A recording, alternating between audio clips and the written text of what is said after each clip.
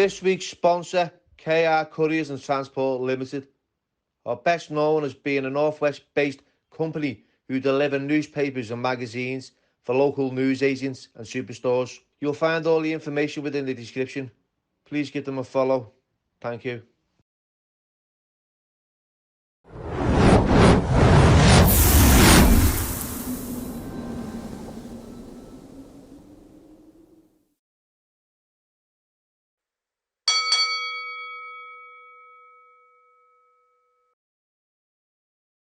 Hello everybody, welcome to the Billy Moore podcast, and today's special guest is Jamie Webster. Jamie is a highly successful nice to meet you, musician, a young kid from Liverpool. Big fan of Liverpool as well, aren't we? Yeah. Well, I know you all know, but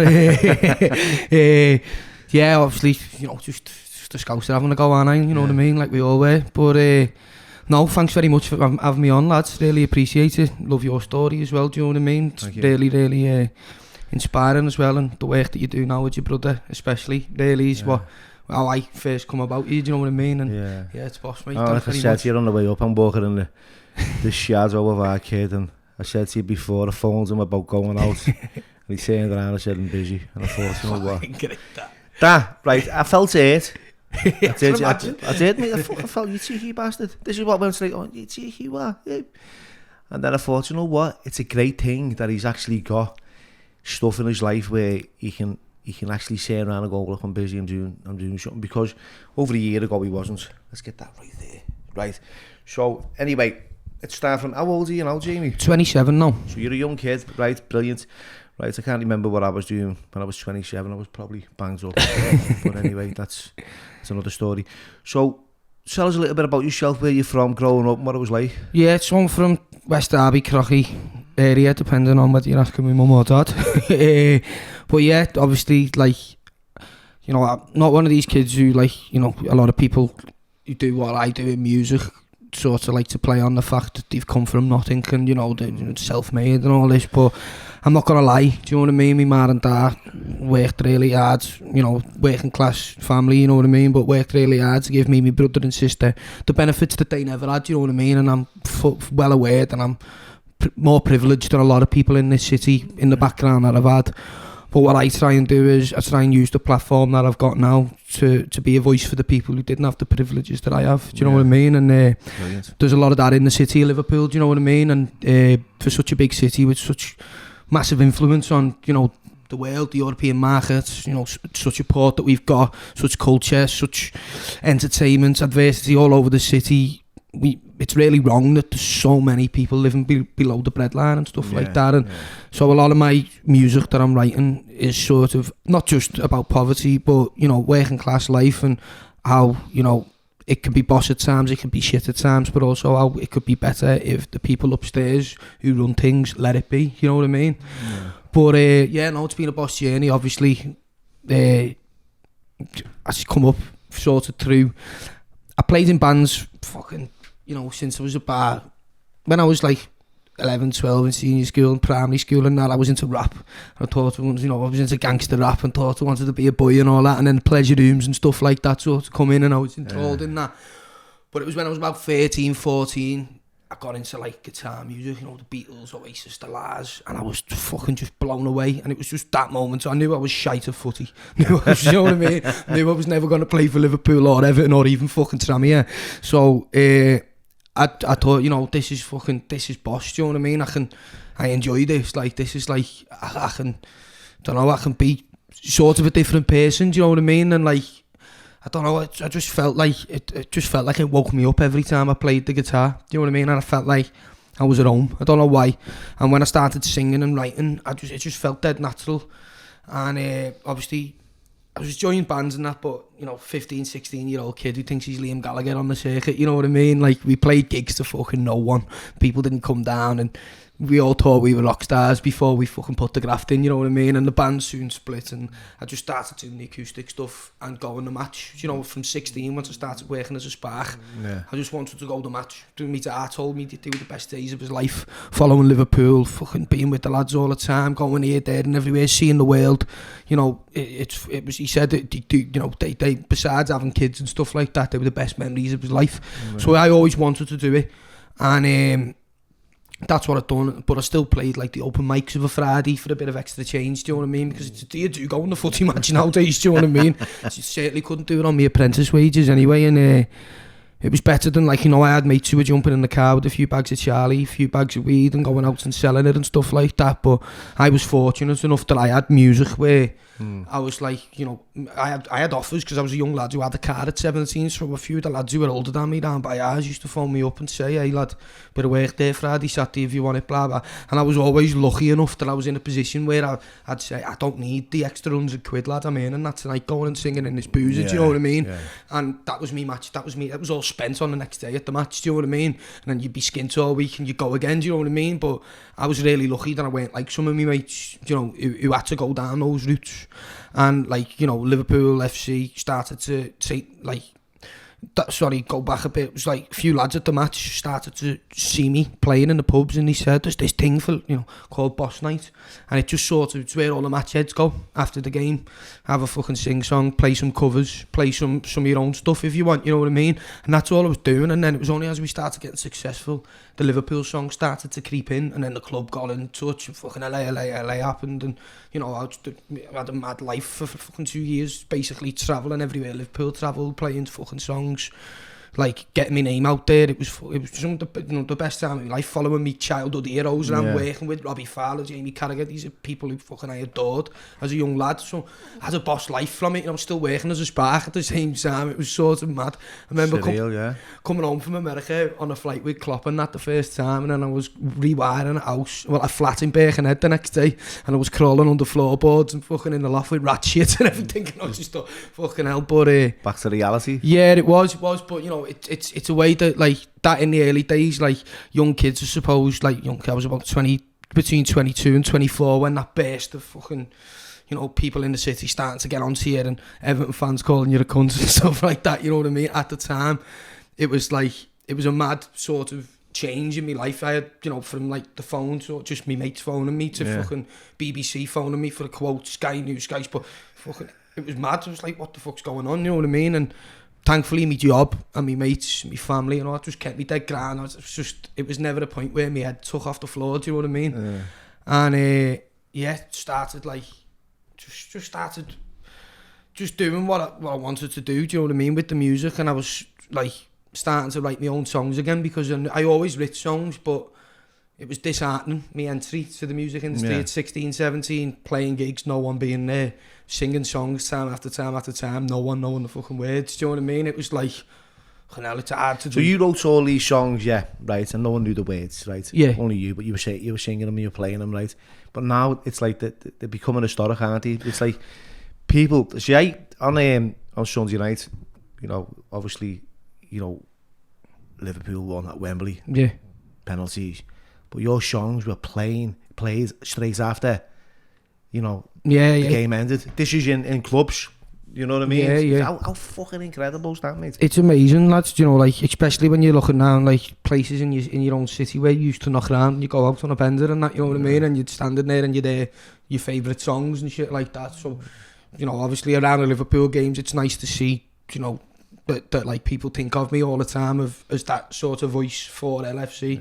But now, obviously, moving past it with doing my albums and stuff like that, it's even better to know that, like, you know, obviously I've got, like, I'm talking to you today who's a big blue. I have Evertonians now speaking to me about my own music, saying, fucking hell, lads, you know, I hated all that cop-eyed shite, do you know what I mean? And I hated you, do you know what I mean? You used to do me head in seeing your fucking stupid head pop up every time you should win a game. And I'd say to them, lad, I understand, if someone was doing that with Everton and Everton were winning, it'd wind me up, you know, as a football fan it would. But then they say to me, but lads, you know, since you've done your albums and that, like, you're fucking speaking for us, do you know what I mean? You're speaking for the city, and it's boss to see it. There's a lot going on behind the scenes with Everton, and I spoke to Billy Kenny the other day, and he's going to come on and he's going to share a few things that he feels that's important for the club, you know, from going like back in the day and why it hasn't changed. And I believe that like we are like in the shadow of Liverpool, like, you know, are phenomenal as a team. They're winning everything.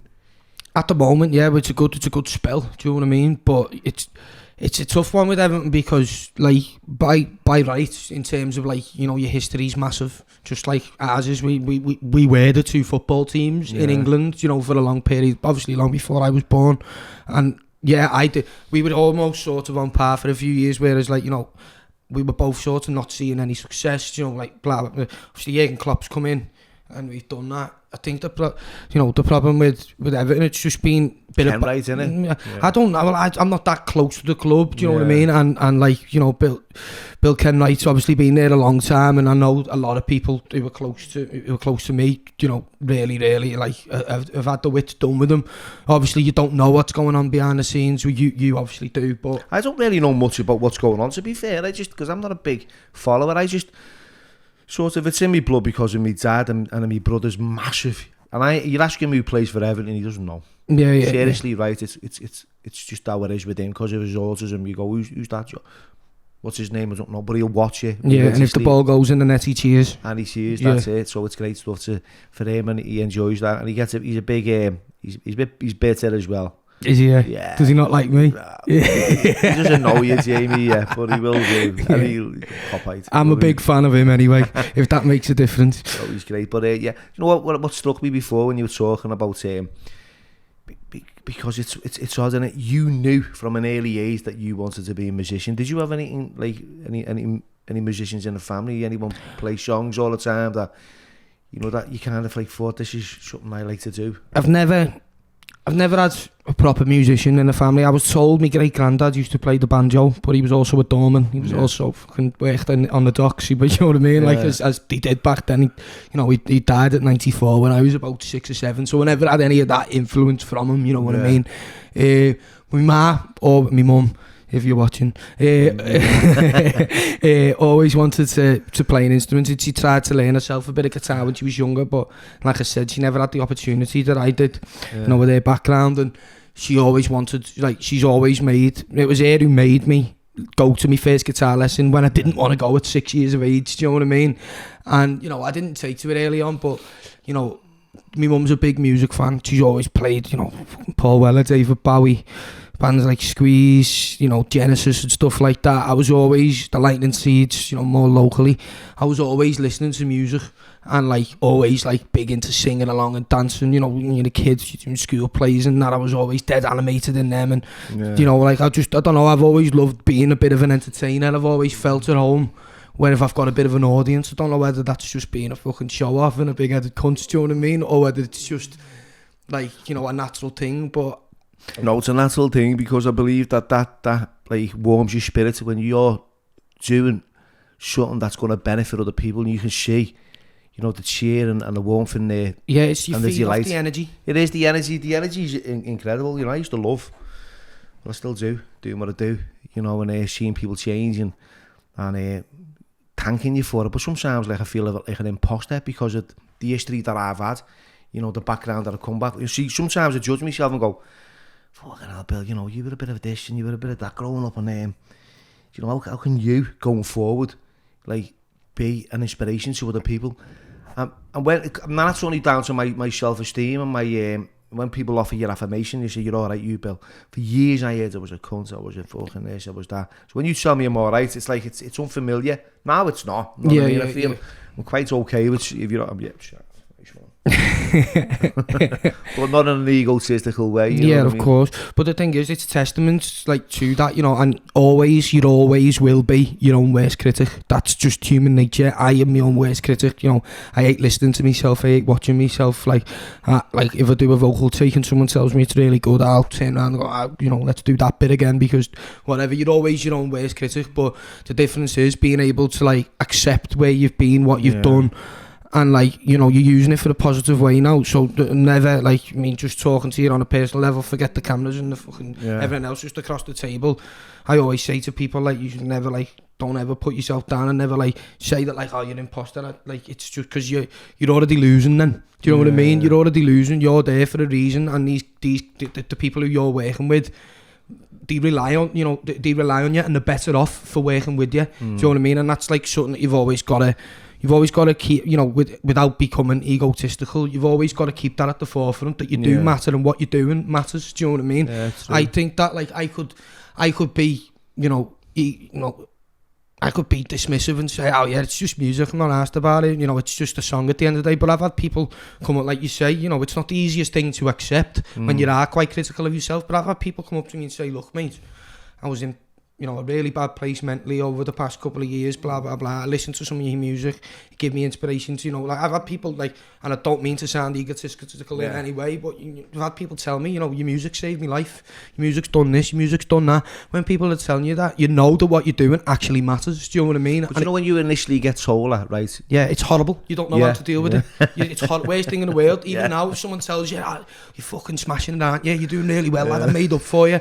I just go, I'm having a go, lad, aren't I? You know what I mean? Because you don't know. And that's your lack of self-esteem, instead of going, nice one, yeah, I am. Yeah. Because I have had the same experience where people are saying, I read your book, Bill, and I was in a bad place mentally, physically, blah, blah, blah, and it changed my life. And I think, and I get messages like that. I think, fucking hell, are they reading my book or someone else's? Because that's, like you said, I'm quite sensitive as well. But when I say I'm sensitive, there's two types of sensitivity, right, for me. I'm not sensitive to a point where I'm going to start pressing flowers into books, standing on verandas and reading your poems. I'm like, if you look at me a bit funny or you say something, you'll think about it. Yeah, even a message. How come you fucking not getting back to me, Jamie? I've said it to Adam Rowe. Yeah, of course. Adam was the same. Like, and then I'm sitting in front of him and I ask him the same question because I'm a sensitive guy. Yeah. Why didn't you reply to that, mate? And you ghosted me for some time. You know what, Bill? And this is what happened, and that, and this, and all of a sudden I forgot all about it. Yeah. And I'm guilty of it because I've had people sending me messages and I still haven't responded. Yeah. No, it honestly, it happens. Like, especially with me now. Like when for a lot of my social media sort of stuff, because like I'm so active, like here, there and everywhere. Like we were talking off camera before, there's a certain time to post, there's a certain time to do this and that, and if you can't do it, you have someone who does it for you. Obviously it's all from my words and my heart. I'll give them scripts and say, look, do this, this is how it's got to go out, blah blah blah, but I rely on them people to do it, you know what I mean?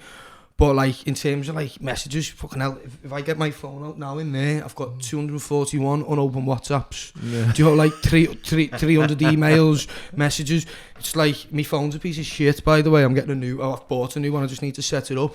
But like it's when you spiral and you feel guilty of it. And like obviously when I'd seen that I hadn't replied to messages, and like the first thing I said to you was, Bill, honestly, please don't think I'm taking the piss. I wouldn't do that to you. I'm not that sort of person. I wouldn't like to do that to anyone.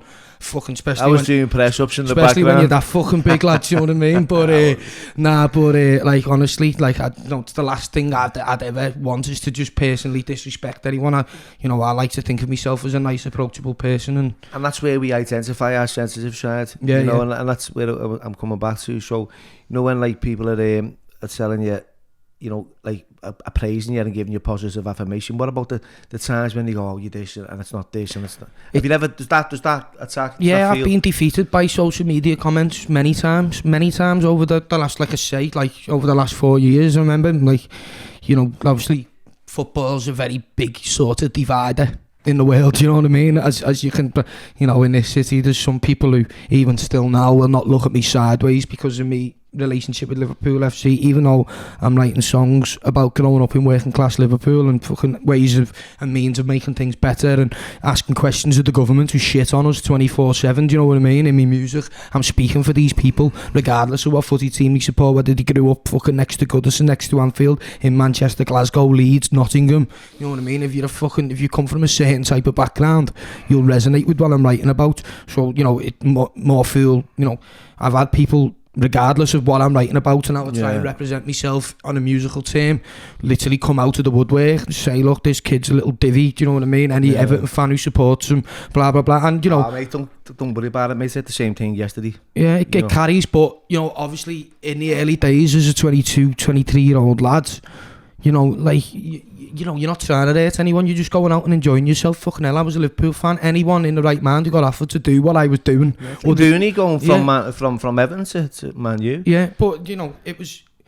Even from a fan's point of view, you know, like if you were a staunch Evertonian, you could play a couple of songs and the club got in touch with you and said, look, we're going to Africa on a pre-season tour here. How would you like to go and play in front of thousands of people, travel with the team, travel on the planes, watch the training sessions, be around the players and the manager, have interaction with them for 2 weeks. We'll pay for it and we'll pay you for it. Anyone in the fucking right mind who said no, you know what I mean? They're a soft bastard at the end of the day. Yeah. And like... I was just living out my dream, and it was hurting that, like, you know, I wasn't trying to be disrespectful to anyone, and people were like fucking fully grown men, you know, attacking how you look because of like what you'd done. Just having personal attacks on. Yeah, it did, because there was a period when I felt like, even though it wasn't, it's just in your own head, you focus on the negative sometimes, and like I was focusing too much on the negative, and you know, there was a couple of days, gets you down, don't it? A couple of days in my life where I didn't get out of bed, Bill. Do you know what I mean? And like these people had no fucking idea. You know what I mean? Thanks to me family and me fucking darling of a girlfriend. Do you know what I mean? And my friends, to be fair. You know, but even still now, like, there was a video of me doing that Jota song the other day. After, no matter, you know, I've done all these songs about fuck the Tories and all that, trying to raise social awareness amongst working class people for the positive change. Do you know what I mean? Yeah, Liverpool are going to a final. The lads at Boss Night got in touch and said, Jay, I know you're doing your own thing now, but, you know, because of old time's sake, all the support all the LFC fans will give you, any chance you'll do that Jota video, can you? Yeah, sound, I'll get Robbie Fowler to let me in Melwood and I'll do it for you. No payment, no fuck all, just to give the Liverpool fans a bit of a fucking something before Wembley, give Boss Night something. And then I've got people criticising me teeth, me fucking, you know what I mean? Like, look at this scruffy cunt, you know, but he needs to get a wash. And you're like, you know, someone obviously with a bit of weight who's a fucking other football fan shares it. Fucking 2,000 people like the comments, or other people are adding comments, and you know, someone brings it to my attention. It fucking honestly ruins your night. Do you know what I mean? There's fucking 2,000 mancs taking the piss out of me there. If I was stood in front of them, you know what I mean, it'd be a different story. I'd fucking have my teeth latched onto the face. Do you know what I mean? I'm not a little divvy, and people talk to you like you are a divvy, and because obviously I've grew up in Liverpool. I've been knocked out. I've had a scrap. You know what I mean? I know my dad always taught me. You know what I mean? If you ever feel like anyone is taking the piss out of you or getting a laugh out of you at your extent, you fucking smack them in the nose and ask questions later. Do you know what I mean? Yeah. And that was the way I was brought up. So when I see that, I'm thinking, I'm looking at the kid's Twitter, I'm thinking he looks like a melt. Do you know what I mean? And some fucking little divvy stood there with, you know what I mean, with his egghead mate, fucking, you know, with a pint of lager in his hand, thinking he's the boy, and I just think, you know what I mean, I'd stick that pint glass far up your ass, mate. Do you know what I mean? But obviously the driving behind the keyboard, and it gets frustrating, and you think it's carrying weight. Obviously, living rent free in your head, aren't yeah, they are, and it's like, obviously now, a lot more, I'm able to laugh at it and just say, well, look, he said that, but look at all these fucking 10,000 people who've said nice things about you. And that's what you've got to sort it. I know it's like, it can become that egotistical, but you've got to look at it and you've just got to fuck off the people who don't like you. I had a similar experience yesterday. I put a trailer on, and I done an interview, similar, sitting here, the kid from opposite yourself, he was in the SAS, right? I mean, he's like, this fella's 72, so we're going back to the 80s when he was involved in the Iranian embassy. Now, Maggie Thatcher got brought up. You all know Maggie Thatcher. Liverpool fucking hates her. Yeah. She's hated. However, this fella says, you know, I love Maggie Thatcher. She done me no harm. And that's his choice. It's not my problem who he likes and who he doesn't like, right? Whether he's a Tory, whether he's not, right? But then for someone to say to me, how dare you're not a proper Scouser, you, Bill, having a go at me, right? For sitting here, interviewing someone who's got a view or a point about someone else that, like, I'm no fan of, to be fair, right? And then I'm thinking, he passed. But I knew this kid who he was. You know what I mean? On a Scouser channel, you got this out here, you put that up. You know what I mean? He loves Mike. Look, I'm fucking give a fuck if he loves fucking whatever. The thing is though, with podcasts, what people have to remember with you, Bill, is you're giving other people a platform to talk about themselves. Yeah. It's not you're not here pushing your agenda, are you? No, you know there's no motive behind. You're asking me questions, I'm giving you answers. So that's not your fucking fault. And regardless, at the end of the day, everyone knows where I stand with fucking Tories. By the way, don't think Keir Starmer's a Labour leader. I'm not going to go into it too much because, you know, I could fucking talk about it for hours and hours and hours. But at the end of the day, I've met people who don't agree with me politically, and it hasn't ended up in a punch-up, you know what I mean? It's ended up with respect at the end of it, because some people are brought up differently. and that's not their fault. That's their environment. We're all products of our own environments. You know, I write that line in my songs. We're products of the game. You know what I mean? And if someone's gone a different way and seen different things, do you know what I mean? So be it. Yeah, you know what I mean? Well, all of a sudden, right, I'm getting fucking shouts from the same kid, only the one. You know, would you support the son and all that? So I'm thinking, where the fuck does this come from? From the fact that I'm sitting here giving someone a platform who's sharing their story, and the story's not actually about fucking her. He just mentioned her because she was the Prime Minister at the time and gave the SAS the go-ahead to go in and do what they were doing. Yeah. It's his fucking prerogative, right? But that was the kind of... See, I started getting this little fucking... I don't do this. Honest to God, Jamie, I don't do this. I don't get into that, like, tit for tat. Yeah. But I did because I was tired. When I'm tired, right, I'm not the best. I'm not on fucking form. When I'm tired, I've had nothing to eat, a little bit aggressive in my mind. I'll start like, who the fuck do you think you are, mate? Found out exactly who he was, what his name was, where he lived. Yeah, right, I've done that myself, lads. I've done it myself. I'm plotting up now, right? Me mate went, don't worry, he's only a sausage. But I thought, you know what? Look, the reality is the kid's got his point, right? He shouldn't really vocalise it verbally and fucking write it down that way because it's directed at me. Yeah. You know, and I felt these are the kind of things, right? And I've heard it said with Paddy and Molly McCann when they've done a little bit about trolls and stuff like that, and sensitive, like that's horrible at me. You know, people sending your messages and talking about your fucking hair and your teeth. Mate, I've had people pulling pictures of family members and that in the past, do you know what I mean? And putting it on like family members of mine who've done fuck all wrong, do you know what I mean? Like, not involved in anything that I do, you know, I represent myself and only myself, do you know what I mean?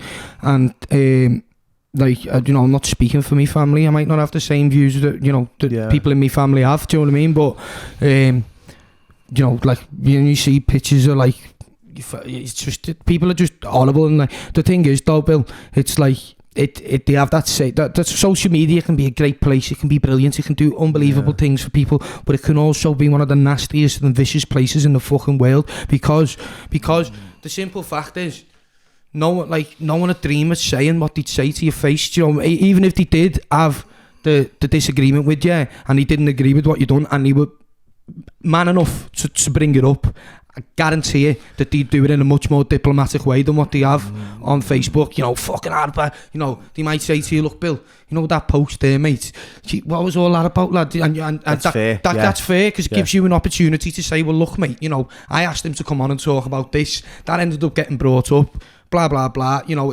it's his platform, it's his time to talk, it's not mine. I can't control what you say, do you know what I mean? You can't control what I say. That's life. Yeah. But because people have got a keyboard in front of them, they think that they've got the right to. And then you've got to remember, right, at the same time, you know, they're either under the influence of alcohol or fucking taking drugs. Yeah. It's late at night, it's past 10 o'clock, you start fucking sending messages maybe when you're tired, you know, you're not sending the right message, are you? No. You know, you sound to me like someone who's emotionally stable and aware, right? A lot aware and a lot more like grown up and developed than I ever was when I was 27. Because when I was 27, I was still acting like a teenager, and I know why, because I took drugs at an early age from 15, 16, maybe even younger, and I stunted my emotional development. So I had no thoughts on like government. I didn't know what the fuck. I'll be straight with you, right? Mate. I had no idea what politics were, right? Anything to do. Now, like, the older I get and the more, like, sort of aware I become, and I'm clear-minded, I haven't used for a long time, I'll tell you that now, right? I'm aware of, like, what's going on in the background, and I'm not a conspiracy theorist in any fucking, you know, but the fact is, right, you're right, mate, there's a lot of fucking lies, mate, and like, there's a lot of lies being sold to, we're sold a lot of fucking shit. Yeah, well, we are, like, I mean, you've only got to look at, like, you know, I'm not going with pandemic-wise, nothing like that, you know, but just for anyone who does want to know, you know, I am double vaxxed, I'm not triple vaxxed, I'm double vaxxed, you know, whatever it needs to be, but like, I'm not even talking about that, you know, I'm not an anti-vaxxer either, do you know what I mean? But like, we were lied to a lot in this pandemic. We were told one thing and other things were done, and it's just like, it's not only happened in the pandemic, it happens all the time, do you know what I mean? Look, the way I see it, look, it took a fucking professional footballer from Manchester to get fucking kids fed, you know, in the summer holidays. These are kids who fucking need to be fed by the government on a normal day when they're in school, so why the fuck don't they when they're not in school? It's not their fault that they don't go to school on that day. That's what you've set aside for summer holidays, do you know what I mean? So, like, I know for a fact that there was the Walton MP now, Dan Carden, who took Steve Rotheran's place. Dan Carden went into Theresa May at the time when she was the MP with the same thing that Margaret Rashford brought up. Said to Theresa May, look, I'm bringing about a petition for school kids who rely on the state for food to be fed during holiday times. There's centres, schools, community centres, whatever, that are willing to abide, we just need this amount of funding, blah, blah, blah, to make it work. And she basically laughed them out of the room and told them, that's never going to happen.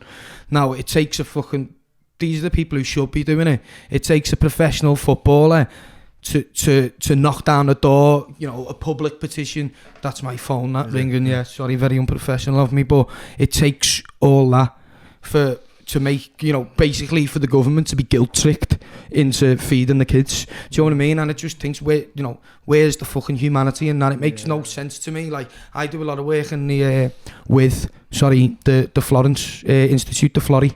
And I know for a fact, I've been in it's not called a food bank, it's called a food union. And basically, even food banks now that the government are taking a lot of pride, we're supplying food. If you want to go to a food bank, you probably know this, Bill, but for anyone who doesn't, if you want to go to a fucking food bank, you have to go to the dole office basically with your fucking dick in your hand, pleading, tell them how poor you are, tell them how your kids can't eat, tell them, how bad your life is, for them to give you a token, a ticket, for you then to go to another meeting with that ticket, for you then to go to this food bank to be given, not given a bag of 10 items for you and your family. Right, what if there's fucking 80 cheese slices in that bag, right, and your kids don't like cheese? What are you going to do as a parent? Right, you come home, cheese butties tonight for tea, kids. Dad, I don't like cheese.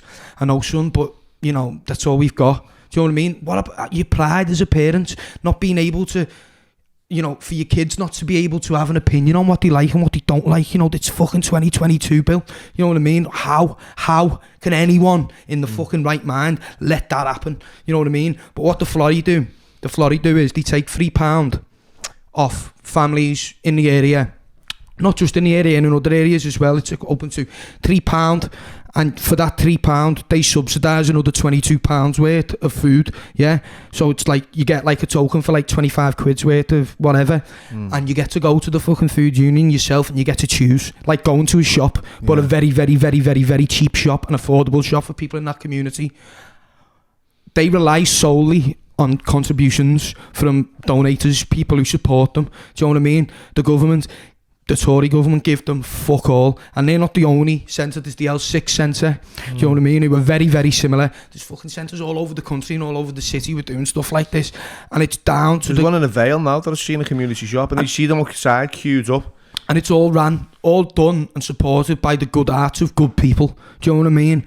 Now, it shouldn't be that way. It shouldn't be that way. People shouldn't, we should have the support, the infrastructure, you know what I mean? How much money do we make off fucking arms every day? We're sending fucking millions and millions of quid's worth of arms over to Ukraine to supposedly to help them with this war, which, I'm fully on board with, you know what I mean? Fucking people are being, people's liberties are being taken from them in a modern world. It's wrong. They should be supported.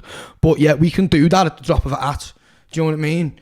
But yeah, it takes so long just to feed your own fucking people. And that is because the government benefit from having a clash in your economic, from having, an economic disparity. Do you know what I mean? The mega rich and the mega poor. And, the people in the middle just take the brunt of everything, really. Well, no, they don't. The poor fucking take the brunt of most things, but they're left to fester in their own environments. And that's why these areas have a lot of fucking crime, a lot of gang culture, a lot of drug culture, because that's the only way that they know how to earn a fucking sausage. Do you know what I mean? And it's because, like where you were saying, you were younger and you didn't know about politics, but politics was the reason that you were pushed down them fucking roads. Do you know what I mean? Because Tory governments and Labour governments as well of the past didn't support you, and they didn't give a fuck about whether you slept hungry or full. Do you know what I mean? And it's still going on today.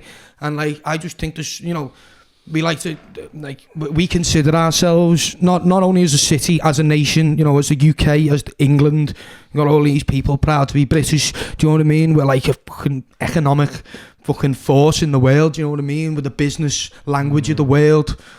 All of this Do you know what I mean? And like, people pride themselves on how great this fucking country is. Do you know what I mean? You've only got to walk around some of the more run-down areas to see how fucking great it's not. Do you know what I mean? And like, for all the wealth and power that we've got, it's a no-brainer to just fucking... And that's just one of the issues, do you know what I mean? Feeding hungry kids. And that's it, do you know what I mean? And it just burns my fucking head out, the way, like, you talk to people about it. You know, Marcus Rashford spoke to Boris Johnson about it, and the cunts don't give you the straight answer. You go on question, you look at question time, you look at anything where people... normal manipulate the fucking answer. Yeah, they manipulate the answer, but they don't answer. They just don't, like, you'll say, all right, like... For example, I done that thing with Viagogo the other day, you know, where the ticket prices, people fucking sell prices online, an official, you know, recognised, accredited company selling tickets for 5 times over the odds, you know what I mean? And I said to the fella on like BBC 5 Live on a big discussion, I said to him, hey mate, can you just answer me one question? You know, if you sell tickets for more money, do you make a bigger commission? He avoided the question 8 times. He still didn't answer it. And one of the answers he had for me was, there's a degree of education involved. Like, I'm some fucking stupid idiot from Liverpool who doesn't understand how business works. Do you know what I mean? And maybe I don't understand how his businesses work, but it's a yes or no answer. And they fucking don't give you it because they think that we're just fucking stupid and we're just gonna, you know, accept what we're told. But, you know, one good thing about stuff like podcasts and social media, music, we can there's a lot more of us. There's a bigger voice involved, isn't there's there? a lot more of us than we think. You know what I mean? And there's like a divide now within society, right? Like, so you're either on this side or that side. Like, you either believe in that or you don't believe in that, right? Like, the media's got a big fucking massive part to play in how we run our lives and how everyone else runs their lives, right? Now, I watch the news constantly at the beginning, fucking, where you've got Piers Morgan shouting the odds off, giving everyone a hard time, and he did what he did. You know, he's great at interviewing people, yeah. But he likes to scare the fucking living daylights out of others as well.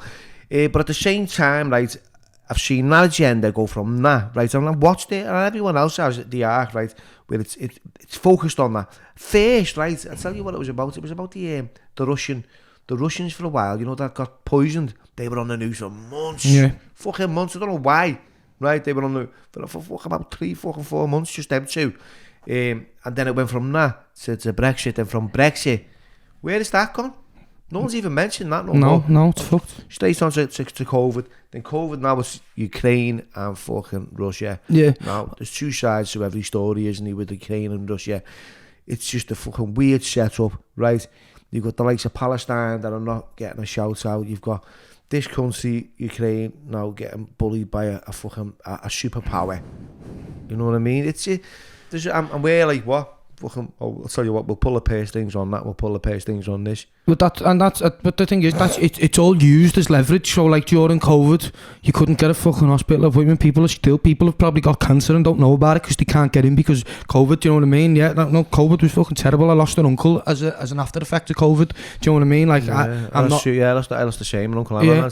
Yeah, it's not. You know, I'm not saying any of that. It wasn't a serious thing. Of course, it fucking was. Do you know what I mean? And you know, people who were vulnerable needed to be protected. They did. But like, you know, COVID was there. And like, oh, you can't get a hospital appointment, you can't do this because of COVID, you can't come in because of COVID, you can't. It was given like big companies and a chance to sort of recharge and restructure and everything, and it was used, I think, far too much as an excuse for certain things. Do you know what I mean? And like, the thing that makes me laugh, that like that Downing Street party come out, right, and everyone was like, oh, the fucking bastards, Downing Street. But you know what happened that same week? Do you know what happened that same week in Parliament, Bill? No. You can't protest anymore. The police bill was passed. Everyone was opposing. People were making noise about the police bill, right? Loads of people were getting, you know, like fucking vocal about it. Look, this can't happen. This is fucking very, very, very bad. What happens basically means the police can do whatever they want to you without precaution, you know, without any forewarning. And, you know, it was getting more vocal, and all of a sudden, the newspapers leaked this fucking story about this party in Downing Street, and then, you know, that was it then for 3 weeks, and the police bill came and went and was passed. And now basically, you know, say like, for example, say we worked here at Dave Hughes' gaff, DCU's, and for some reason, like, Dave Hughes decided to fucking lower everyone's wages, sack half the people for fuck all, you know, only so he could take a bigger profit. And the workers didn't like it, so they protested and stood on a picket line outside. They could all be arrested. You could be arrested for speaking your mind now. Do you know what I mean? It's like... It's the only place in London, is it Trafalgar Square, where you can have that voice. Yeah, exactly. And it's like... So basically now, if I don't... Like, it's human rights, basically, what they took away from us. Do you know what I mean? They say free speech, do you know what I mean? America's like founded on this fucking free speech thing and that, and you know, we're supposed to be very liberal as well, and we're supposed to adopt that, and anyone can, you know, that's why it's such a healthy place to live, because everyone's got different opinions, but we can talk about it because, you know, it's all out in the open. But it's not, because now if I don't agree with something to the extent that I want to go and do something about it, I can be thrown in jail with no questions asked. The stop and search thing that was took away now. Do you know, you can be, you know, racially profiled now again, basically, or you can be stereotypically profiled. I could walk out of here, Bill, I'm a young lad in trackies in a big house coat, you know what I mean? I could walk outside onto that main road now, and if the coppers didn't like to look at me, they could just turn my old car over and all. So on judgment now, innit? Yeah, it's just on whatever the police officer deemed. Not only, it was the other week actually in me close, and like obviously I've been privileged over the last couple of years, you know, 3-4 years, where I've been quite successful with my music and stuff like that. So I've managed to buy myself an house in a nice little area with my birds in like a cul-de-sac where, you know, no one comes in or out, and it's all fucking cool, do you know what I mean? Lovely little place. It's not a mansion, you know what I mean? But it's just a lovely little neighbourhood, and I'm made up. I want to start a family there and stuff like that one day. But anyway, this fucking working fella, I think he's been, like, you know, like yourself, I think he's had convictions in the past for certain things, but it really goes to work every day and night, comes home, you know, like normal, honestly, just seems like standard normal fella who's made a few bad choices in the past, but I wouldn't have known this. Anyway, so it's about 11:30 at night, and like my bedroom is on the front. Next I see fucking police sirens shining through the windows, and that's, oh, what's going on here? What is going on here? Like, it's so unheard of in this close now. Seen it where used to see it on the main road, past it all the time, you know what I mean? But now where I live here, I've lived here a year and I've never seen it. Do you know what I mean? Something must have happened. Is there an ambulance? Are the neighbours alright? You know, popped my head out the window, and busy car fucking pulled this fella over, and he was driving erratically there, sir. He said, no, I wasn't, because I seen yous behind me, and I knew, so I've kept to the speed limit. And no, you were driving erratically. Where have you been? I've been to work, mate. Look, I'm in my overalls, blah, blah, blah. You just had something white in your hand there, mate. No, I haven't, lad. What game are you playing? You know what I mean?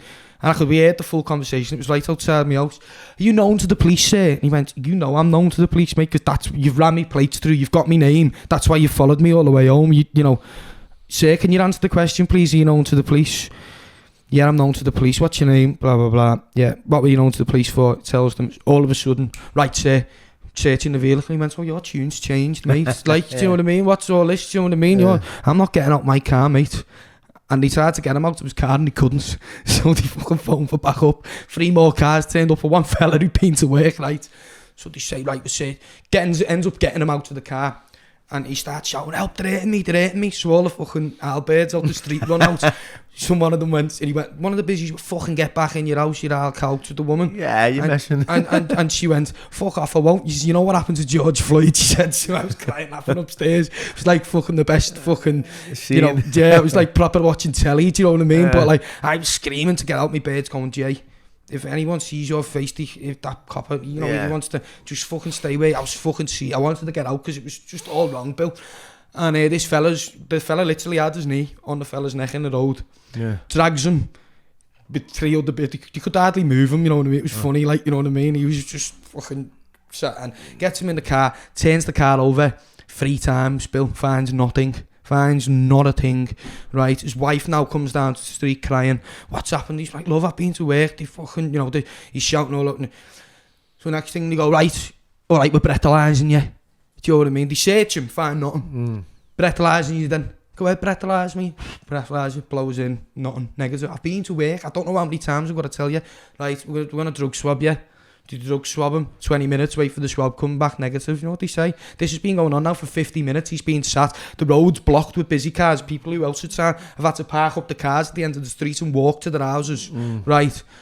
And then they search him, find nothing. Brett, do the drug swab, negative. You know what they say to him? You had no saliva in your mouth. Drink this bottle of water and do it again. So it's another 20 minutes. He sat there in the fucking street, Bill. He's just a fella going home trying to take money home to his family. You know what I mean? drug swab, lo and behold, comes through negative again. So they've searched his car, they've searched him, they've breathalyzed him, drug swabbed him twice now. He still sat in the back of the car. He said, can I go home now? And he said, no, we're taking you to the police station for a strip search. After that, if we're happy, you can go home. You come home, 20 minutes later, found nothing. No. It's fucking heavy, innit? No, like, that is like, for me, like, that is just... Degrading. Oh, yeah, it's like, it's disgusting. Like, that could do so much for his mind, you know what I mean? He's gonna, like, you know, that experience could have been very... Obviously, he's been through other experiences from what he'd said, but, you know, that experience alone now, he's gonna leave work every night thinking, where are these bastards here? Do you know what I mean? Like, and like, for a not only that, it's going to build a lot of resentments up in them as well. The bitterness. Of course, but for a service that's supposed to protect and serve, why every time do you see a police car? What do you know? I don't feel guilty. You know, I drive around with fuck all on me, lads. Do you know what I mean? I'm not, you know, I don't sell drugs. I don't do any of this. No, I'm a musician who earns his money by selling mission. I'm not illegitimate in any single way. Right? But why, when I see a police car in my rearview mirror, is it like seeing a fucking shark in the sea? It's like seeing a shark in the sea. Do you know what I mean? You just feel like anything could happen to me here. This is coming from, this is a good point, because this is coming from someone who's never been arrested or put inside a shell never been in a cell ever in my life. I get that feeling right now still, right? Yeah. Right, where I've got like, I've got to a point where I just accept it now. When they're behind me, I think fucking hell, they're on me. Yeah. What's going on? You know, and my anxiety goes fucking all over the gaff. Now, like even last night I was driving home and this fucking police van, right, just pulls out right in front of me, right, to get to the lights because it missed the lane, and it just didn't even indicate, just went fuck off, straight in front of me. Wasn't in a rush, it was a scientific van, you know what I mean? It was late at night. And I was driving, I was fuming, thinking, the cheeky bastard, why didn't he just indicate, you know what I mean? I could have been fucking, could have hit him. Could have hit him, and it's on you then. That would have been on me. And as I'm driving, like, to the lights, because he's parked that side of the lights, and I just fucking just looked, I thought, you know what, got to a point where I think, you don't fucking know on the streets, you know what I mean? You don't know the world. But that's exactly the feelings. It's like having a shark in the sea on your tail. Yeah, it is. And like, you shouldn't feel like that. No, you shouldn't. Like I said, it's a service that's supposed to protect and save. You should see, you know, if you see an ambulance, you feel safe, don't you? You know, like if someone's fucking hurt, if someone's I've got to be honest, right as well, because I've worked alongside the police on some levels with these care leavers and kids and the matrix, and I've spoke to the chief inspector of Merseyside Police, and she said, you know what, Billy, right, I'm going to say it how it is, we can't arrest ourselves out of a problem, right? This is what it's becoming. We're trying to arrest everyone as a problem in society, community. I had the matrix coming up to me and saying to me, Bill, what can we do, right? Can you help? And asking me for help, right? Yeah. Fucking hell, you're joking, aren't you? Me, you're asking me for help. Billy, what can we do? What? Because we can't get in. I said, I'll tell you what, right? This is the truth, right? If I'm a young kid, right, or I've been in trouble with the law in the past, I am not going to trust you. Whether you fucking pretend to be my best mate or you've got your agendas pure, right? Yeah. I won't, because of that uniform alone, right? Now, if you change up in my school or you change up in my fucking youth club or whatever where I was involved in, and started trying to tell me about like crime and consequences, I wouldn't fucking take a blind bit of notice. You need someone like me, right?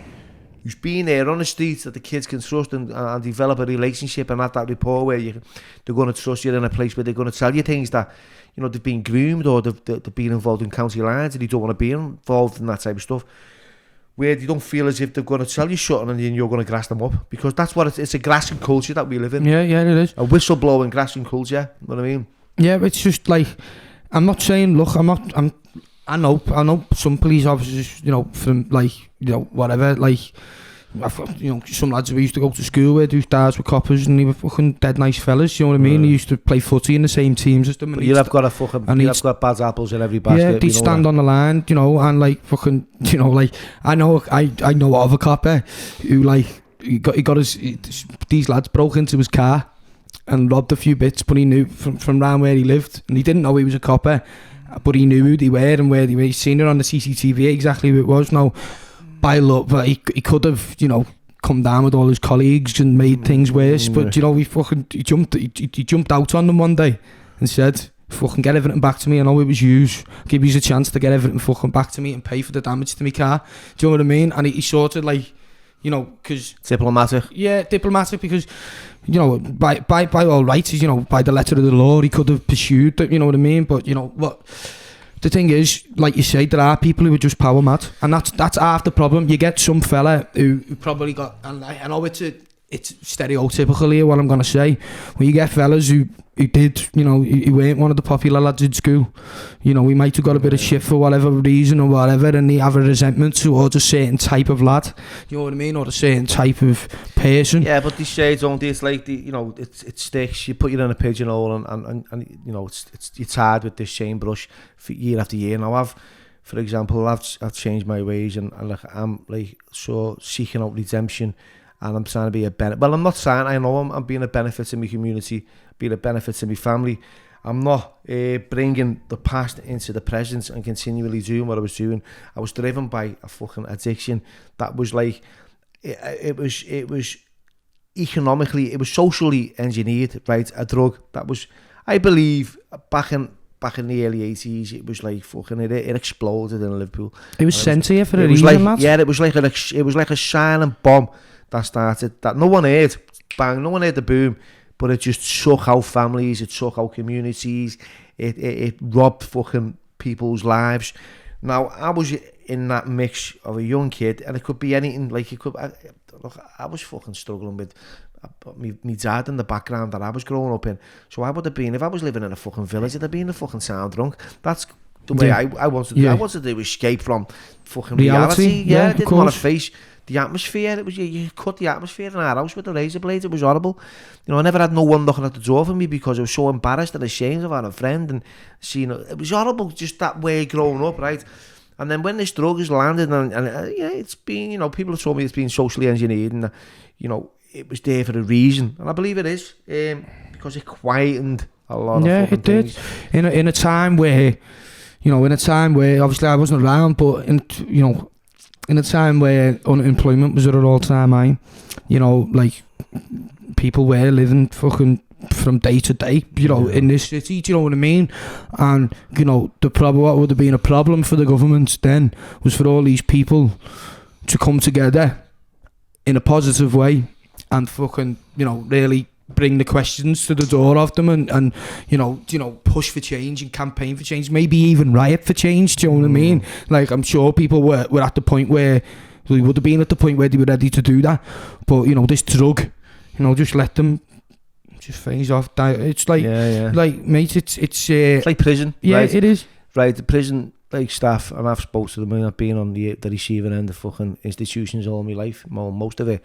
Now, they're happy with the fact that, like, they're not going to search your cell every fucking single day, the drugs, because the drugs, they're going to keep a level of calmness, you know, an equilibrium.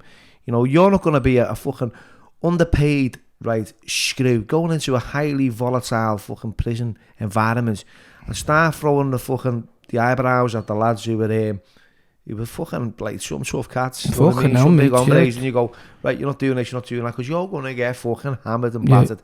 Right, look, he's got a bit of a weed, cool, and they just leave it. Right, it is what it is, they leave it. It's only when it becomes a massive problem the governor gets involved, and it gets in the papers and stuff like that, and we need to fucking crack down at being inmates. I even went to jail, I had a fucking phone plugged, right? Like, it's fucking, it is, it happens, these things happen, it's fucking, it's crazy, but yeah, we could go on we can go down them fucking holes all day long, I believe. Yeah, no, we could. It's all over the place at the minute, and like, you know, the most important thing is, though, you know, I'm not saying, look, all coppers are cunts, and you know, and the police service are fucking, maybe I'm not saying it, you know, just in case they're like, some of them do what things, I believe that. Yeah, but you know, I'm not here to say, like, you know, disbanding the police force because, you know, or whatever, and you know, I understand that, like, you know, for all the bad coppers out there, there are good coppers who are fucking, you know, there's our women who are being robbed and whatever else, do you know what I mean? And you know, there are people out there who genuinely are out there for the benefits and the better of us, do you know what I mean? You can't tar everyone with one brush. And likewise, I'm not saying every cunt in the government or every Tory is a very, very deeply bad person who genuinely wants to see us fail, do you know what I mean? But I'm just saying there's people out there whose agenda is just to better themselves and not care about anyone else, do you know what I mean? And what I believe in the way that this world could work now, that, you know, you can do well for yourself, you can better yourself, you can break out of your cycle, do you know what I mean? But, you know, as long as, you know, you can eat fucking 9/10 of a fucking Victoria sponge cake, but as long as you pull a little bit back. You know what, right, and I was talking about this to someone the other day, like the royal family, for example, right? Yeah. Right, now, how their life span is quite long. Yeah. Right, I mean, we're talking 90s, plus, right? Now, the average fucking cat who lives in a community, like, or a council area, you know, we're talking 60, 70, 80 years, fucking straps, you're flying there, if you hit that age, if you hit fucking 80, mate, you know, it's good innings, isn't it? You know, but you're hitting a one 2 decades on. Yeah. It's a long time, you know, mate, 2 decades it's another generation of a family that you get to watch grow up. It just goes to show, right, that there's something going on where we're fucking losing out on something. Well, let me ask you the question here, Bill. Go on. Do you reckon the Queen's ever had processed food? I can't imagine it. No, neither do I. Do you reckon any of them young kids, now what are their names, George and... I don't know the names. Yeah, I don't know, one of them's called George, there's another one, isn't he? Yeah. Do you reckon they've ever, like, do you think like they eat the same, like, products that, like, young babies have in, say, Norris Green? Yeah. Do you think they're on the same baby food as them? No, how the fuck? Do you reckon that they drink tap water? Do you know what I mean? I don't reckon that they fucking do. Don't think she's ever took her gloves off. No, do you know what I mean? Do you know what I'm saying? Like, and, you know, cancer, you know, you very rarely hear of a royal with cancer. I think one of her sisters, weren't it, that actually died of it, but she was quite heavy into smoking as well. Yeah, but who was that, Margaret? I wouldn't know, but, like, you know, for example, like, you know, in most families, you know, extended families or whatever, you could probably name 2 or 3, 4 people who've had cancer, and, you know, some of them have beat it, some of them haven't, you know what I mean? But there's, like, you've got to look at that. It's a different quality of life completely, you know what I mean? It's like I say, processed foods are like stuff that young families who are, you know, battling poverty, that's where they're told to, you know, you can feed a family of 5 with this fucking lasagna here. Just put it in the microwave and it's done. Do you know what I mean? Like, do you think, like, the Queen or any of their relatives ever have any of that? Look, her sons fucking basically just made the deal outside the court to stop it coming out that he's a nonce. Yeah. Do you know what I mean? Like, and like, but yeah, he's still, like, it's still, you know, he's escaped the law, regardless of whether, like, someone wants to, do you know, if I kill someone tomorrow, right, say I fucking killed you, right, Bill, not that I could, but say I did, and your bird turned around to me and said, I don't want to press charges, that doesn't mean that I walk free, does it? No. Do you know what I mean? Now, like, say your bird said to me, like, give me fucking £1 million, you know, we'll turn a blind eye. I won't go through the, I won't, you know, I'll give no evidence. I won't do this, that, the other. Do you think the coppers are gonna let me walk free? No, how the fuck? This fella's nonced a load of girls, right? Slept with them against the world, or they've been forced into having sex with them, whatever. And he's fucking still living in the grounds of Windsor, you know, still eating fresh food, still drinking clean fucking water, still, like, do you know what I mean? Still watching his telly, still... Jimmy shoveling it all day long, yeah, still probably tossing himself off to young girls, do you know what I mean? But, you know, like, there is one rule for one and one rule for the other. You know, I've heard stories about, you know, like, people in politics liking a bit of Charlie, do you know what I mean? I've even known someone who's fucking had evidence of that, you know what I mean, and walked away from a court case because he had evidence of that, you know what I mean? Like, I'm not a conspiracy theorist, and I wouldn't, it's only what I've heard, so I wouldn't like to go into detail on it because it's not fact, do you know what I mean? But the fella who told me had no reason to fucking tell me a lie, do you know what I mean? Exactly. And yeah, it's just, I even wrote a song about it, to be fair. It was a demo off the album, but it never made it, but it's called The Fixer. But you know, like, it's a different world for them than it is for us, and like what we sometimes, like, this is what the power of music and, like, what my albums have sort of helped, you know, I feel have helped do is, you know, for a long time I felt like I was on my own, you know what I mean? Fucking hell, does it, well, like, for the world to be like this, it must mean that a lot more people agree with things, do you know what I mean? Exactly, yeah. Like, am I on my own? Is it just us here who think about this in Liverpool, who feel like you know... What's sad as well, right, if you've got a voice, you get shut down.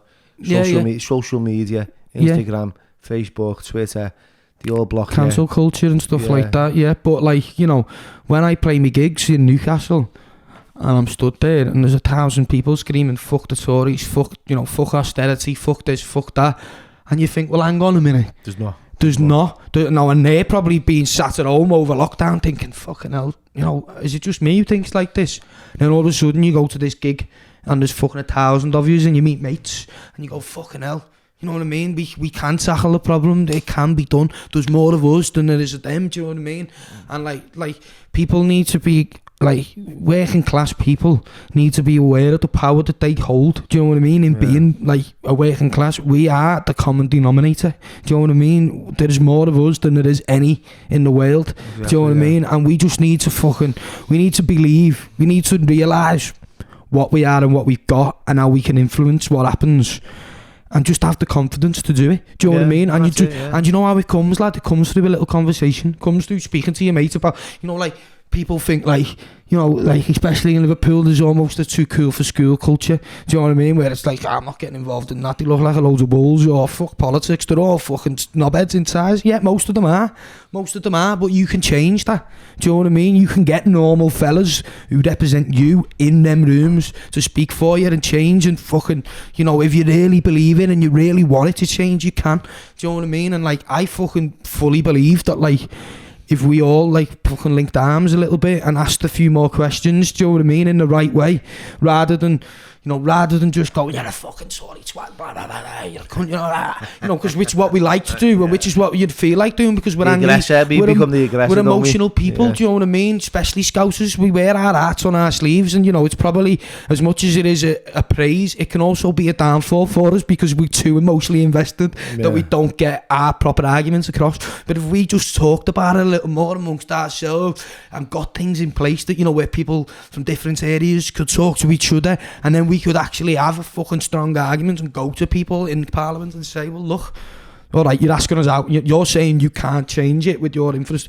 Well, yeah, this is how you do it. You know what I mean? You get people who give them ideas. Yeah, you get people who know how to change things involved, and, you know, if you don't, I think it's healthy to, like, you know, to want to better yourself, to want to be proud of, you know, who you are as a person, and, like, to do better for that class of people. Do you know what I mean? Like, well, that's what I'm hearing a lot of, mate. But yeah, and it's quite. I can hear the passion. It's fucking great to hear. You know, just a young kid as well, like yourself, who's just on fire with their songs about austerity and change and hope.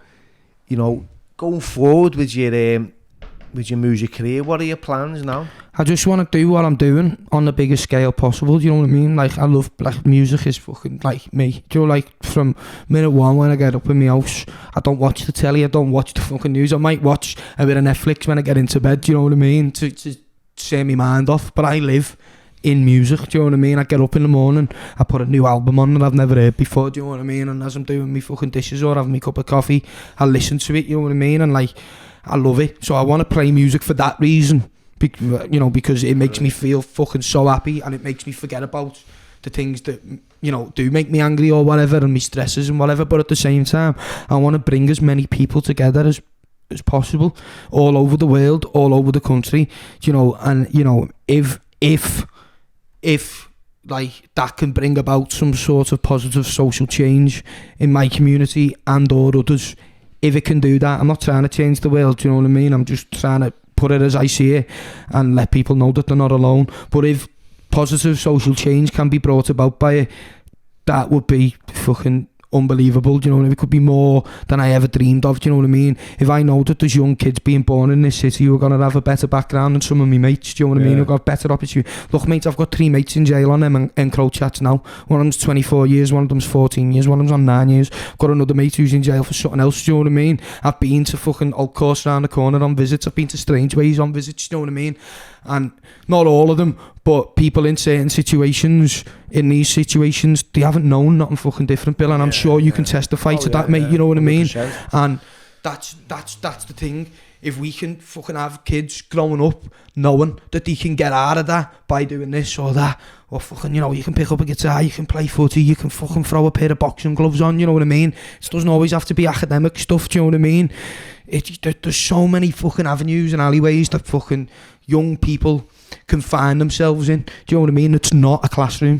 Do you know what I mean? Because I understand, school's not for everything. The school's an institutional place. Do you know what I mean? And it benefits a lot of people, but it doesn't benefit everyone. If you're a kid with ADHD, you're not gonna do well in school. It's simple because it doesn't cater to who you are. Do you know what I mean? And everyone's fucking different at the end of the day. Yeah. Now, I work with charities, I work with loads of different people, but like, you know, what you do now in that, what you were telling me about earlier, that is massive, because children in school who you know, half the time the teachers don't know what's fucking going on behind the front door. They don't know. No. Do you know what I mean?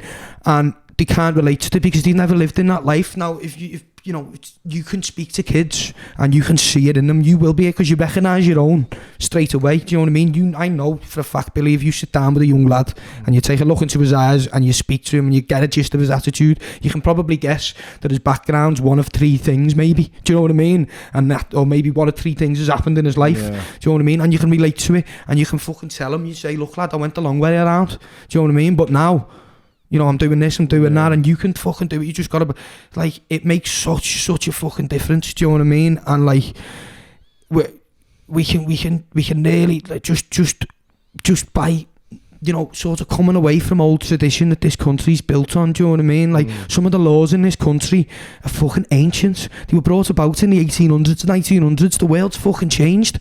Do you know what I mean? The world's changed massively. The world's changing every fucking day.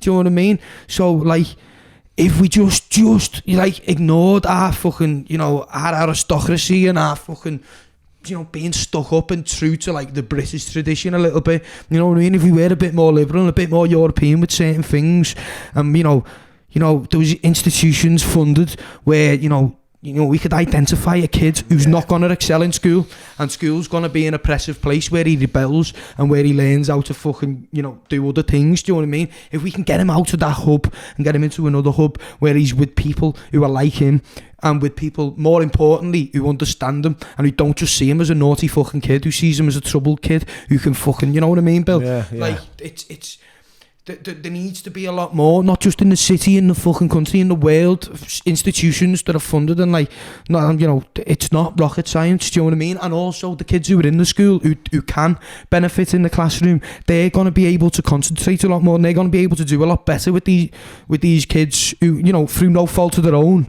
just can't survive in a classroom environment. You know what I mean? They can't excel. So you take them out, they're excelling in their own world, and then the kids who are built for the classroom, they can do even better things, you know what I mean? And they can be the fucking great minds of the, do you know what I mean? And they can excel.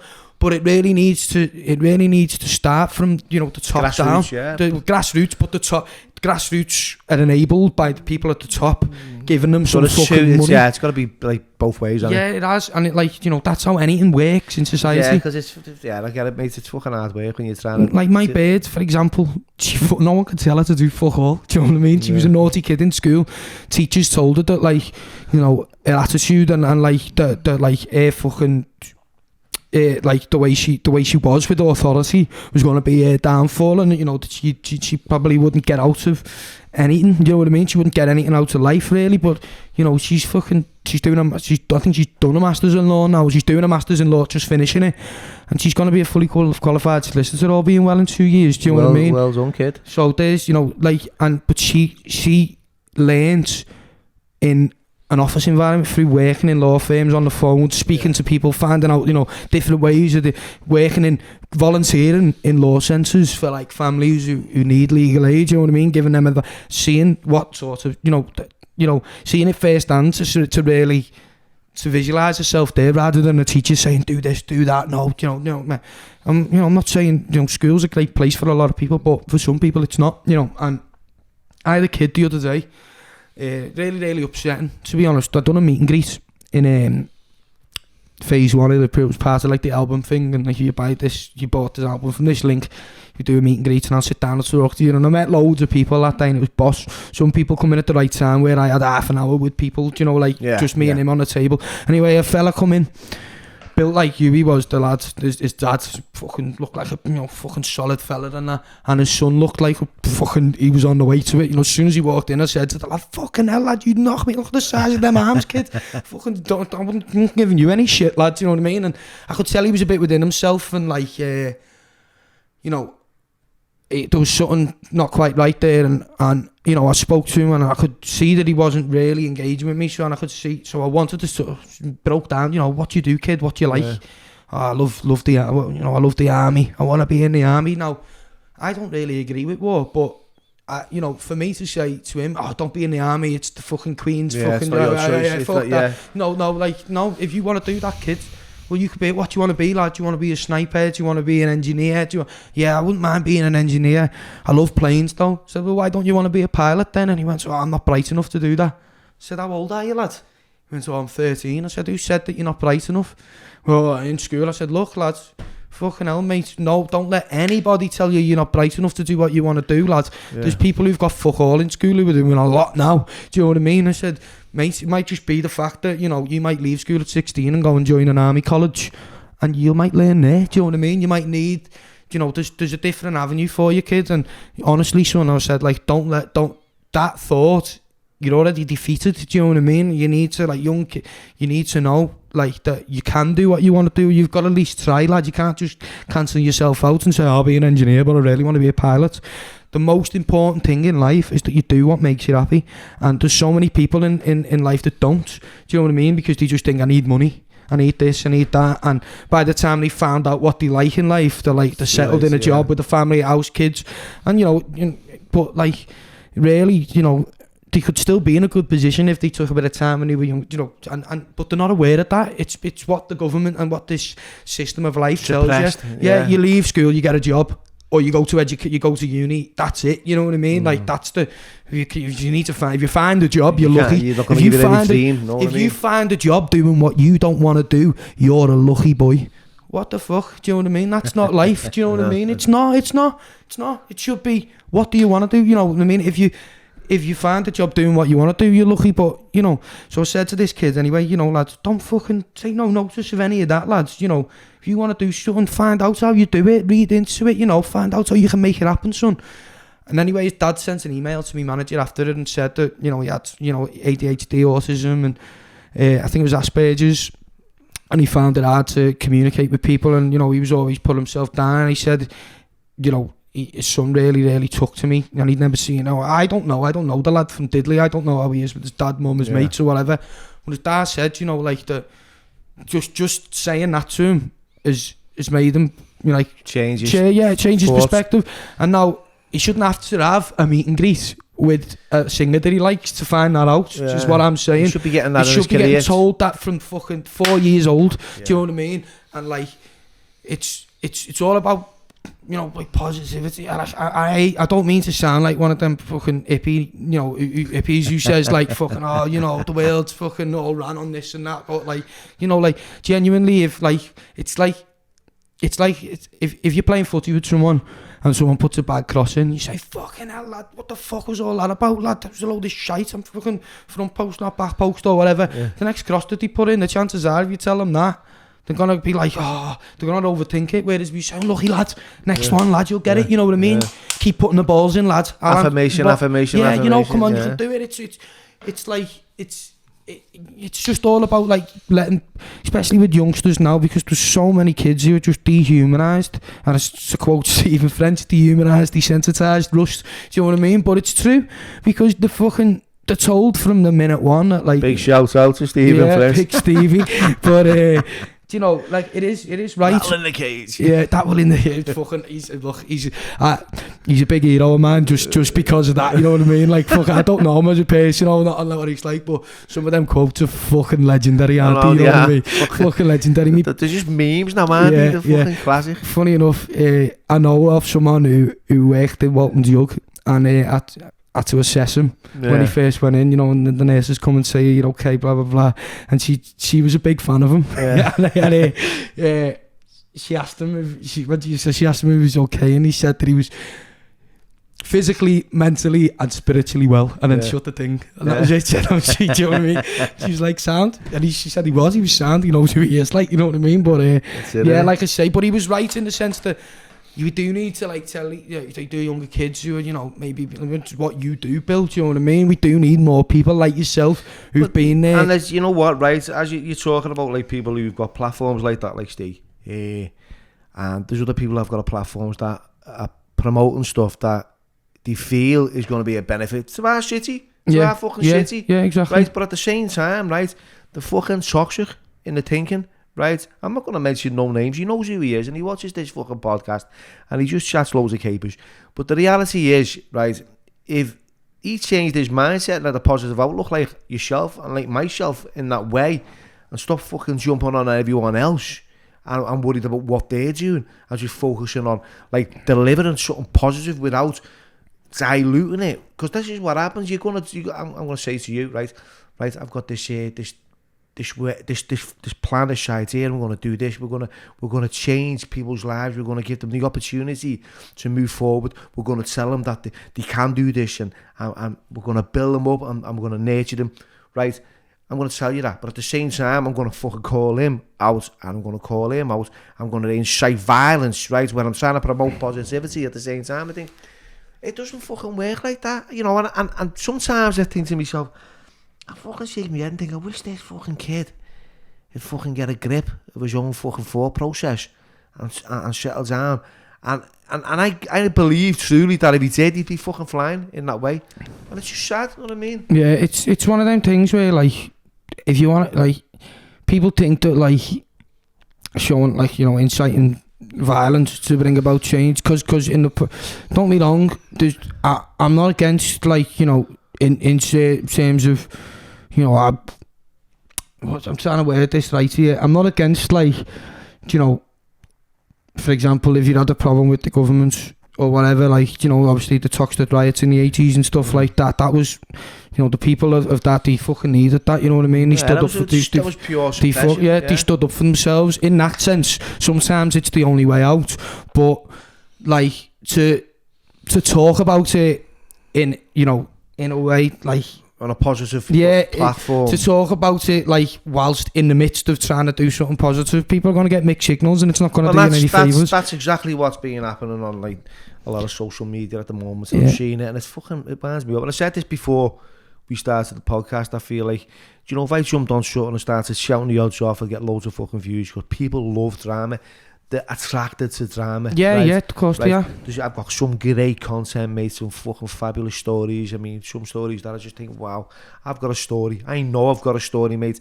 My story is one of fucking, it's like, it's heavy, it fucking, when I don't even believe it's mine when I listen to it. But the reality is, right, I've learned loads of others, and yours is inspiring, and I've had Paddy Lacey on, he's fucking great. What a story. What a story of resilience. Right, what a great! I was, and as a young kid like yourself, right? And I thought, what a Paddy the Paddy. Yeah, what an intelligent kid. Yeah. What a fucking absolutely intelligent. Right, and he's big in the game and what he does, and I wish him all the best and going forward, and I believe he will do. Molly, lovely. These are Liverpool. These are people who are supporting Liverpool in a positive way, right? And I've had a lot of people that are out of town as well. That have done the same. Like I've been to London.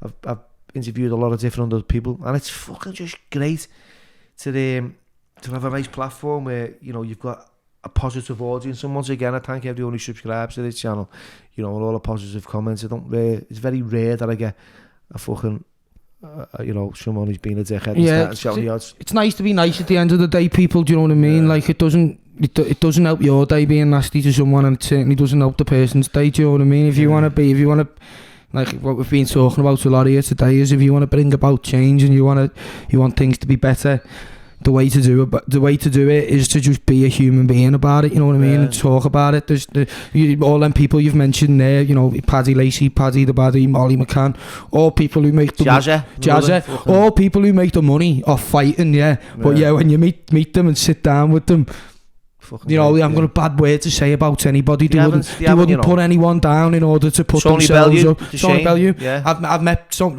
Tony Bellew, and obviously I knew stories from being a big blue, and I was a bit Intimidated when he come in because he's fucking massive. But I met him when I done the John May and Jazz podcast actually, and do you know what? Like, I've got, honest to God, when I met him, he was fucking lovely. Shook me hand, give me a big smile. Hello, young man. I done the same to him, you know what I mean? And then when I left the room, the same thing. Like you know. I know Tony Bellew doesn't like Liverpool, and there's probably a lot of Liverpool fans who go, yeah, you know, fucking bet. But honestly, you wouldn't be an Evertonian if you didn't like exactly. Liverpool. But you know, like when you break the surface down, we're all people at the end of the day, and like if we were all the same, the world would be fucking boring. But yeah, the way to do it is to just be a nice person, and if do like, I suppose I don't know if we are signing off or what now, but like just fucking genuinely, if something upsets you or you think something's wrong, you don't have to, you know, I can learn from this as well, because we all do it, you know what I mean, from time to time. But you kicking and screaming, even though you might think it's the natural reaction, it's not always going to help. If you've got problems and you think something's wrong, talk about it, bring up, you know, think about it, how can it be changed, and then you know what, right? That's the best way about it. Seriously, lads, I've enjoyed listening. I've loved your passion, right? It's very rare you get someone who comes on and he's really, you know, sometimes you can have, you know, I've had guests where the communications flowed in different ways, but yours has been, you know, it's been really fucking great to listen to the love that you've got for the city, not just for the city, but for the whole fucking nation, just for people in general. And it's podcasts like this that inspire me as well, you know, because I'm of an older generation. I'm at least 2 decades older than you. Although I get called an old man by some fucking man who's about 2 years younger than me. But we won't go there anyway. Yeah, and I've enjoyed it. But at the end of every podcast, right, I always say this, and you've said a lot, to be fair. I always say this, is there any pearls of wisdom, right? Or anything you'd say to a young, you know, the younger you are, like, to be fair, but to a younger Jamie Webster coming through the doors of life, what would you say to you? Right, if you had the opportunity, what would you say to a young kid? Because you've said it to this young kid. Yeah, I'd probably say to myself, like, you know, no matter how things are at the minute, you know, they're not always going to stay like this. Do you know what I mean? Life is a very, very, very, very ever-changing game. Do you know what I mean? And I think probably the best thing to say to myself is, you know, because I've let myself, you know, maybe when I've been on top of things, I've got a bit carried away and thought, you know, this is fucking great, whatever, blah, blah, blah. Not too much, but a little bit, you know what I mean? And I've, you know, when I've been let down, it's hit me a lot harder. And likewise, when I've been down, I felt like things are never going to change, and I've maybe overreacted about things and really, really let myself worry about things and really, really, you know, mentally sort of damage myself, put myself down a little bit, and you know, maybe I've took it out on other people as well. I couldn't really, off the own moment, I probably have in the past, we all have, do you know what I mean? It's human, reflecting in it, really. Yeah, it's human nature. But what I'd say to myself is, you know, when it's a good day, enjoy it, but don't take it for granted, do you know what I mean? And if it's a bad day, you know, there's always good days around the corner. You just got to work to get out of them, and like just like try your best to be happy. That's what I'd say to myself. Do you know what I mean? Try your best to be happy. And I know there's a lot of, for people who weren't in the situation that I am, because I did say at the start of the podcast, you know, my mum and dad give me a lot as a young lads, and I know that there's got to be young lads watching this podcast who look at me, who are a fan of me, who definitely won't have what I had growing up. But you know, what I will say is, you know, you can always change your circumstance, and like, you know, you can be whatever you want to be, whether it's whatever it is. Do you know what I mean? You've just got to want it. Do you know what I mean? And you've got to grab the bull by the horns and really try and just see yourself there. Do you know what I mean? Because if you can't see yourself there, you've got less of a chance of getting there. You know what I mean? Yeah. Dream. Do you know what I mean? Dream. Be young. Enjoy yourself. But most importantly, you know what I mean? Like it's like a fucking Bible passage, really. But treat others as you want to treat yourself. Yeah. Do you know what I mean? That's the biggest lesson of life, really. Yeah. Because there's nothing worse than, like, if you phone up a company for someone and someone's accompanied you on the phone straight away. You know what I mean? You know, you hate, it's horrible, innit? You know what I mean? You're like, why don't speak to me like that? Blah blah blah. Yeah, the reactions. It's just no it doesn't get you anywhere. Do you know what I mean? Just, you know, always approach things with an open mind. I'd say that's the biggest thing, especially to people in Liverpool. Do you know what I mean? And don't let your mates put you down. And you know, if you're sat there now, there's a song called No 10 Kid, and it's not about the area of the city at all. It's just, that was my area of the city, do you know what I mean? It's about a lad, you know, has dreams of being on a stage, and, you know, because of the background he's in, people are saying, fuck off, lads, you've got no chance of doing that. People like us don't go places like that. Fucking hit the nail on the head, mate, because I had the same thing. I wrote a story, right? So I was in my head wanting to write a book, and I had mates, like, seriously, or people in my area going, you'll never write a book, lads. Telling me that I'd never do it, right? And I said, you know what, mate, I'm going to give it a go. You know, I'm going to write it. I'm going to write this book, you know. Fuck, that's your best shit, aren't you? Then I produced it, and it was out there, and then it became a bestseller. I said, I did that book, you know. He went, what? Fucking hell. He said, I'm going to make a movie about it, you know. And it was like, I don't know about that, you know, Bill. Not too sure, you know. Boom. There it is, lad. It's in the cinema. Do you know what? I'm going to write another one. We believe you. Yeah. Do you know what it takes, that, though? It takes all that. Instead of going, you're going to write one. What can we do to help you, Bill? Yeah, exactly. What do you need from us? Any support, any fucking guidance, any information, anything about growing up, what you need, can we help you? There's none of that. No. And so it works both ways. Don't listen to your mates who put you down, but also if you're a fucking mate and you've got a mate who can break, you know, who's got a dream of breaking the environment, the background that you're in, who's got a dream of going out and fucking, you know, having a boss life and really, really being successful, and, you know, even if you don't think he can do it, if he believes that he can do it, fucking support him. Obviously, don't fucking delude him to the point where, you know, he fucking can't do 3 keep-ups, but he says he wants to play for fucking Liverpool. Obviously, there's circumstance, but, you know, in general, if you've got a mate who wants to fucking be a presenter on TV, wants to be an actor, wants to be a singer, wants to be a fucking social media, wants to host a podcast, do you know what I mean? If that's what they want to do, fucking support them, help them out, because, you know, like, it's more than what you want to do, innit? You know what I mean? And half the time, that's it. It's jealousy. Yeah. And like in this city, right? When you're on the way up, right? When you're on the way up somewhere in this city, it's not in my experience, but I've seen it in other people's experience who are a bit older than me. Right? When you're on your way up, it's the most fucking supporting place in the world. One of our own. Fucking boss seeing a Scouser doing well. I've heard it all. Seen it all. The minute, say the pedestals here, the minute they think that your head's popped up a little bit too far above that pedestal, they're pushing you all the way up there, but when you're at the top, they're waiting for you to fall. Do you know what I mean? Because it's jealousy. You know what I mean? Because it's jealousy, and it's like, you know, like, I knew he never had what it takes, and it's almost like they want to say, I told you so. Do you know what I mean? And again, you just can't think about them people, and if you are one of them people, fucking grow up. Do you know what I mean? Because it's all about encouragement. Life's all about encouragement and doing well and being happy. So if you're not doing either one of them things, you're doing something fucking wrong, as far as I'm concerned. Brilliant. I'm with that, mate. Fucking nice one. Thank you very much, Bill. Thank you very much, Jamie.